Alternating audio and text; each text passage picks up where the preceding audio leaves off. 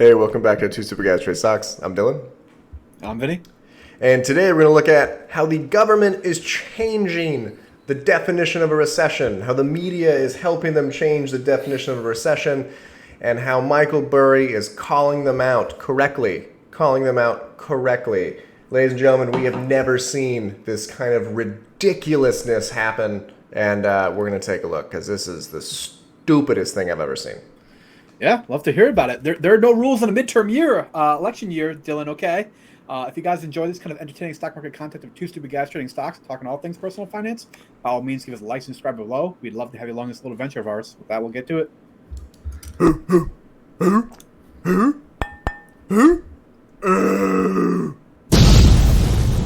Two stupid guys trade stocks.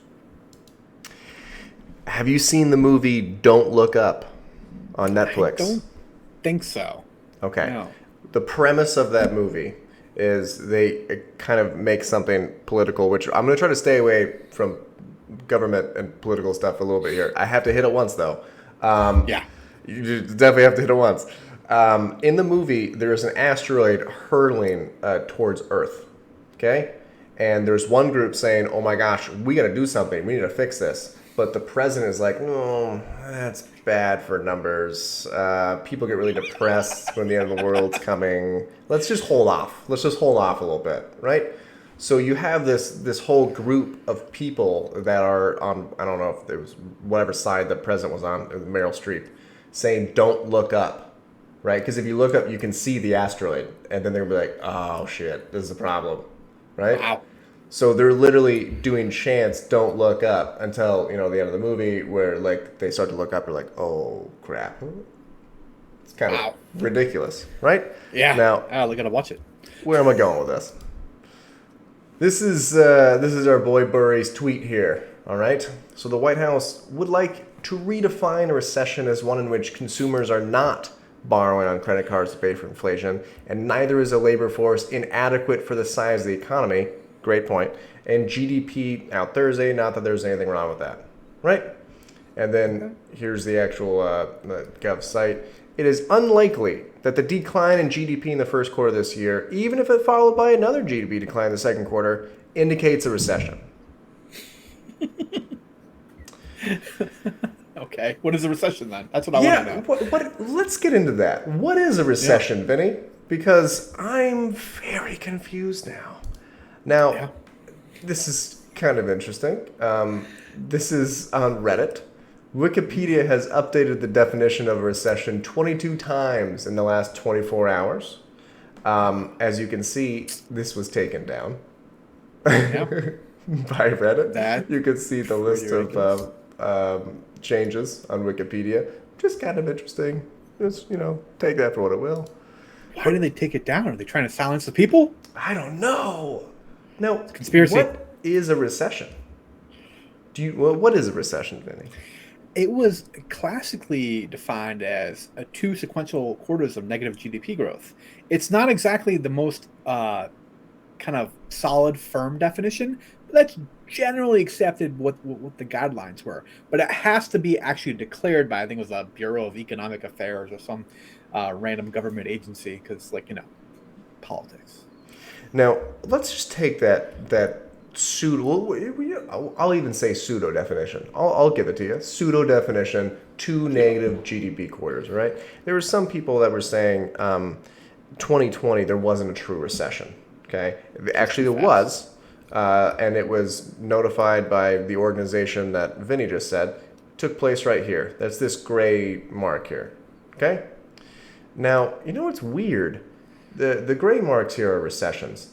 And every single time since there's been two negative quarters in a row of GDP, it has resulted in a recession. Do you think that's a coincidence? It sure sounds like a little bit of a quinky dink to me. I mean, I don't know, but I'm just some stupid guy on the internet. Yeah, every single time this has happened, we have had a recession. Not this time, though. This time it's different. All right? Now, people are going to say that 2020 doesn't count as a true recession. Here is all the sites that disagree with you. What do we know, though? Well, like, we don't know anything. Oh yeah, St. also Louis federalreserve.gov. Fed is the most important one, but Yeah. yeah, Also that one. Just in case. yeah. I know there's going to be comments being like, well, that didn't count. Yes, it did. Here you go. Yeah. How So, many of these happened during an election year? That's the real question to me. You know? it's good. Yeah, good question. Yeah. So, Yellen, do you know who Yellen is? Yeah, she's the Secretary of Treasury at this point in time. She was a former Fed chair as well. Janet Okay. Yellen. All right.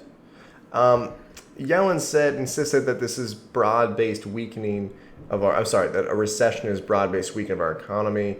That includes substantial layoffs. To be clear, which we're not having, business closures, strains in household finances, definitely are having, and slowdown in private sector activity. Right. So she was quoted. This is not what we are seeing right now. Okay. When you look at the economy, job creation is continuing.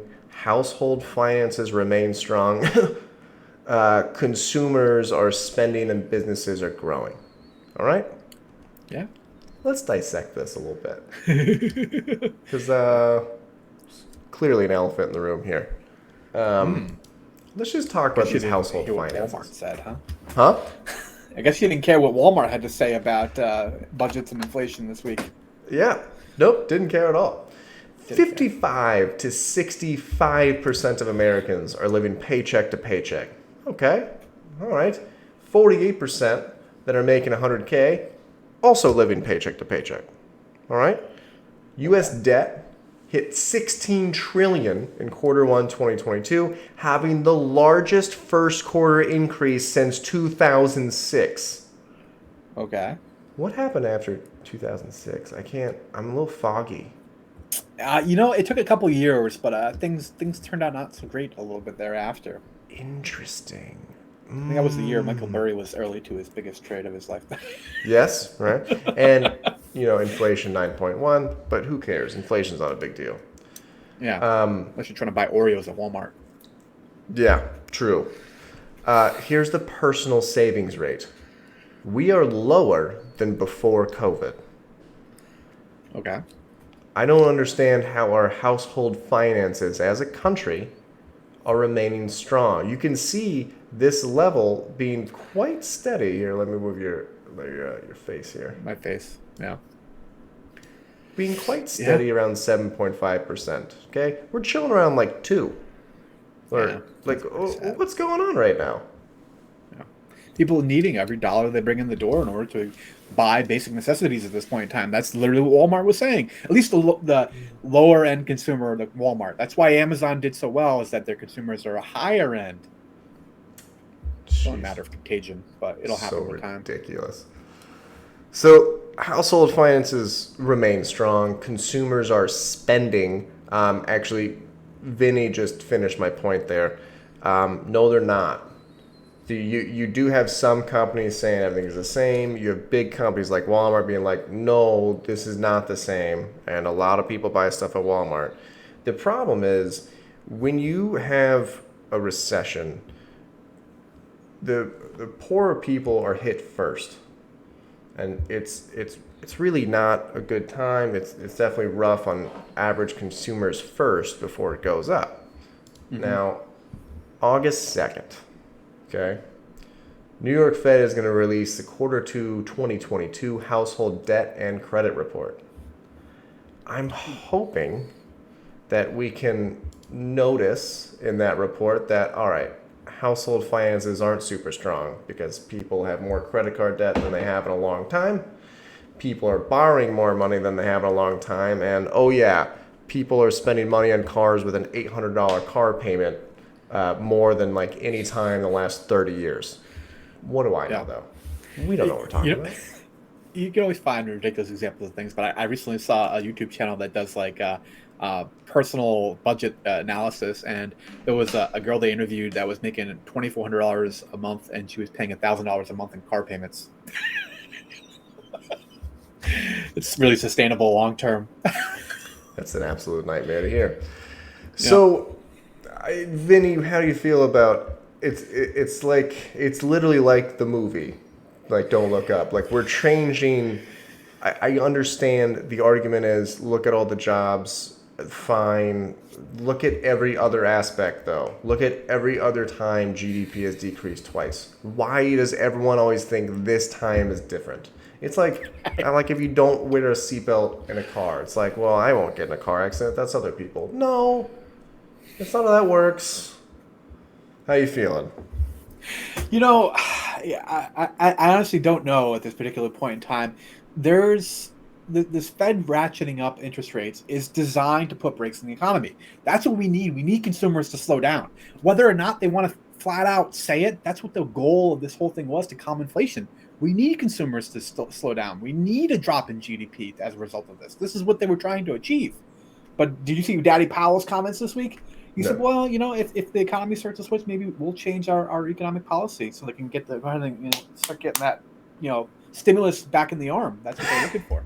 Oh, great. That's going to help a lot. All right, guys. Let us know how you're feeling about this, and hopefully I'm not alone in seeing that this is the most ridiculous thing I've ever witnessed. So, Yeah. have a good one.